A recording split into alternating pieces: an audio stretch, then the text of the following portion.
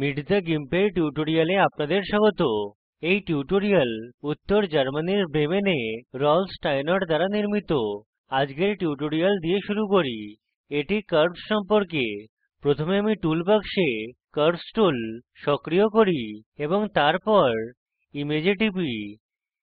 আপনি দেখেন যে কার্ভস টুলে একটি হিস্টোগ্রাম রয়েছে এবং এখানে ধূসর স্কেলের সাথে দুটি বার রয়েছে। কার্ভস টুলে চয়ন করতে কিছু বোতাম রয়েছে, যেমন প্রিভিউ, সেভ, ওপেন ইত্যাদি। কিছু এখনকার জন্য কার্ভ টুলের ধূসর স্কেল বারে ধ্যান দেব। এখানে এই বার সোর্স ইমেজের বিভিন্ন কালার রেঞ্জ দেখায়। কিছু পিক্সেল রয়েছে যা বাস্তবে গাঢ় এবং কিছু পিক্সেল রয়েছে যা বাস্তবে উজ্জ্বল, এবং মাঝে কিছু পিক্সেল রয়েছে যা গাঢ় থেকে হালকার দিকে রয়েছে। এখানে এই অনুভূমিক বার 250-60 ভিন্ন কালার টোন রাখে। এই বারে প্রারম্ভিক বিন্দু 0 যা হলো কালো, এবং অন্তিম বিন্দু 255 যা হলো সাদা। উদাহরণস্বরূপ এখানে এই 184 হলো ধূসর। এই ইমেজ অনেক কালার রাখে এবং এখানে আমি চ্যানেল বদলে আপনাকে বিভিন্ন কালার দেখাতে পারি। কলর চ্যানেলে রেড চয়ন করে আপনি ইমেজে রেড টোনস দেখতে পারেন। একইভাবে আপনি যথাযথ টোনস পেতে এটিকে সবুজ এবং নীলে বদলাতে পারেন। এই ইমেজে এটি খুব বিস্ময়কর নয় যে সবুজ চ্যানেল প্রধান চ্যানেল, যা এখানে অনেকগুলি ভ্যালু রাখে। এখন রিসেট চ্যানেলে টিপি। প্রতিটি টোনের উপর হিস্টোগ্রামের কার্ভ পিক্সেলস গণনা করে, যা লিউমিনোসিটি বা ঔজ্জ্বল্য রাখে। এখানে আমার কাছে একটি ক্ষেত্র রয়েছে যেখানে বারে এই টার্মিনাল এবং এই টার্মিনালের সাথে পিক্সেল সংখ্যা প্রায় একই। হিস্টোগ্রাম দেখায় যে এখানে সর্বোচ্চ কালার রেঞ্জ রয়েছে। আপনি ইমেজে যান যখন কার্ভ টুল সক্রিয় হয়। মাউস কার্সার একটি ছোট ড্রপারে বদলে যায়। আমি এটিতে টিপলে হিস্টোগ্রামে লাইন সেই বিন্দু পর্যন্ত চলে যায়। আপনি ইমেজে টিপতে পারেন এবং ইমেজে কোন টোন কোথায় রয়েছে জানতে ঘুরতে পারেন। এখন আমরা এখানে অনুভূমিক বার করে ফেলেছি।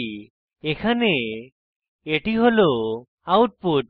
এখানে ভিন্ন 250-60 ভ্যালু রয়েছে এবং এই ইমেজ তৈরী করে। অনুভূমিক বারে সেই ডেটা হয় যা কার্ভে রাখা হয় এবং উল্লম্ব বারে সেই যা বাইরে যায়। মাঝের এই লাইন যা গ্রাফ ক্রস করে তা হল ট্রান্সলেশন ফাংশন। ট্রান্সলেশন কার্ভে মিড গ্রে থেকে উপরে গেলে এবং তারপর বাম দিকে উল্লম্ব বারে গেলে আপনি আবার মিড গ্রে তে পৌঁছে যান। আমি যতটা চাই এই কার্ভ টানতে পারি এবং এটিকে নিচে টানলে দেখতে পারেন যে ইমেজ বেশি গাঢ় হয়ে যায় মিড গ্রে থেকে কার্ভে গেলে, এবং তারপর আবার বাম দিকে গেলে আমি ডার্ক গ্রে তে পৌঁছে যাই। আপনি এখানে দেখতে পারেন যে এখানে নিচের বার মূল ইনপুট এবং উল্লম্ব বার কার্ভ টুলের আউটপুট। আমি বহু ভিন্ন উপায়ে এই কার্ভ বদলাতে পারি, যার মোটামুটি কোনো সীমা থাকে না। প্রথম সীমা হল কার্ভ পিছনের দিকে টানতে পারি, এবং যেই এটি করি কার্ভ টুলে যে পয়েন্ট থাকে তা হারিয়ে যায়। কিন্তু আমি যদি ইমেজে কোনো উজ্জ্বল পিক্সেল না দেখতে চাই, তাহলে আমি সকল পয়েন্ট নীচে টানি এবং তারপর ইমেজ মোটামুটি কালো হয়ে যায়। শুধু এই পয়েন্ট এখানে উপরে টানুন এবং আপনি কিছু উজ্জ্বল জিনিস পেতে পারেন। আপনি কার্ভস টুলের সাথে ততক্ষণ প্লে করতে পারেন যতক্ষণ ইমেজেস প্রাপ্ত না হয়, যা অনেক বছর আগে থেকেই ফ্যাশনে রয়েছে। রিসেট বোতামে টিপে কার্ভ আবার শুরু করতে পারি এবং মূল কার্ভ পেতে পারি। কার্ভস টুলে কিছু অধিক বোতাম রয়েছে, যেমন লিনিয়ার মোড এবং লগারিদমিক মোড।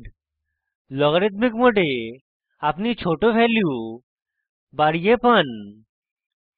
এখানে লিনিয়ার মোডে এই লাইনের লাইন থেকে দ্বিগুণ ভ্যালু রয়েছে। লগারিদমিক মোডে এই লাইন 1, এটি 10, এটি 100 এবং এটি 1000 হতে পারে। প্রতিটি ধাপ 10 গুণ অধিক ভ্যালু দেয় এবং এর সাথে আপনি ছোট পিক্সেল দেখেন যা লিনিয়ার মোডে লুকিয়ে রয়েছে। এটি এই কোণায় দেখেন। আপনি এটি বলতে পারেন না যে এখানে সেই পিক্সেল রয়েছে যার ভ্যালু 250 এর অধিক, কিন্তু লগারিদমিকে আপনি দেখতে পারেন যে ইমেজের সম্পূর্ণ রেঞ্জে আমাদের কাছে পিক্সেলস রয়েছে। তারপর এখানে কার্ভ টাইপ নামক বোতাম রয়েছে। এখন পর্যন্ত আমি এখানে সেই টুল প্রয়োগ করেছি যেখানে কার্ভে বক্রতা পাই, এবং আমি যখন কার্ভ টাইপ বদলাই আমি বাস্তবে কার্ভকে পেন্ট করতে পারি এবং কিছু মজার জিনিস পাই যা আমি এখন পর্যন্ত প্রয়োগ করিনি। তারপর সেভ ডায়ালগ এবং ওপেন ডায়ালগ বোতাম রয়েছে। আপনি কার্ভে পরিবর্তন করলে এটি আগে ব্যবহার করতে এটি সংরক্ষণ করতে পারেন এবং প্রয়োজন হলে এটি রিকল করতে পারেন। আমি একজনকে জানি যে বিয়েতে অনেক ফটো তোলে। তার কাছে একটি বিশেষ উজ্জ্বল শর্ট কার্ভ রয়েছে যা সাদা ড্রেসে গঠন দিতে সাদাতে ভালোমতো সমাযোজিত রয়েছে। এই ইমেজে আমি কার্ভ টুল কিভাবে ব্যবহার করব? আমি ইমেজের গাঢ় অংশ একটু বেশি গাঢ় করতে চাই। আমি মাঝের অংশগুলি এইভাবেই রাখতে চাই এবং আমি উজ্জ্বল অংশ একটু বেশি উজ্জ্বল করতে চাই। এটি করতে আমার মনে হয় যে আমি S কার্ভ ব্যবহার করব। কার্ভের নিচের অংশ একটু নিচে টানি এবং আপনি দেখতে পারেন যে গাঢ় অংশ একটু বেশি গাঢ় হয়ে যায় এবং উজ্জ্বল অংশে গিয়ে কার্ভ একটু উপরে করি এবং উজ্জ্বল অংশ বেশি উজ্জ্বল বানাই। অধিক উজ্জ্বলতার জন্য আপনি কার্ভকে একটু অধিক টানতে পারেন।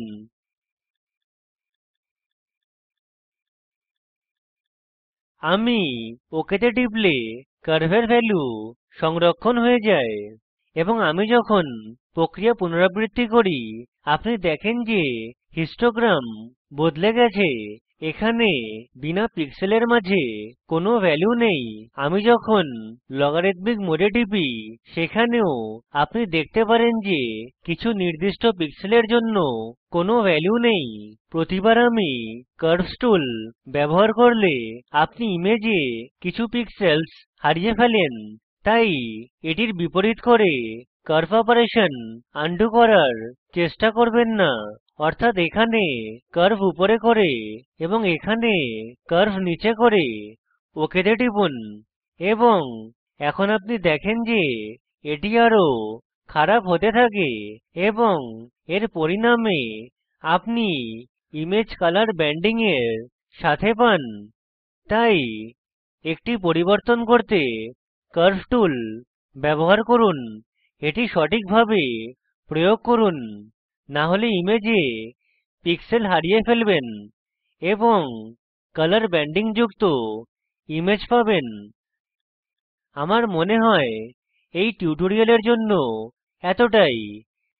আমি আশা করি পরের টিউটোরিয়ালের জন্য এখানেই দেখা হবে। কোনো মন্তব্য করতে চাইলে info@meetthegimp.org এতে লিখুন এবং আমি আপনার থেকে শুনতে চাইবো, তাই আমার ব্লগে কমেন্ট করুন। আমি কৌশিক দত্ত এই টিউটোরিয়ালটি অনুবাদ করেছি। অংশগ্রহণের জন্য ধন্যবাদ।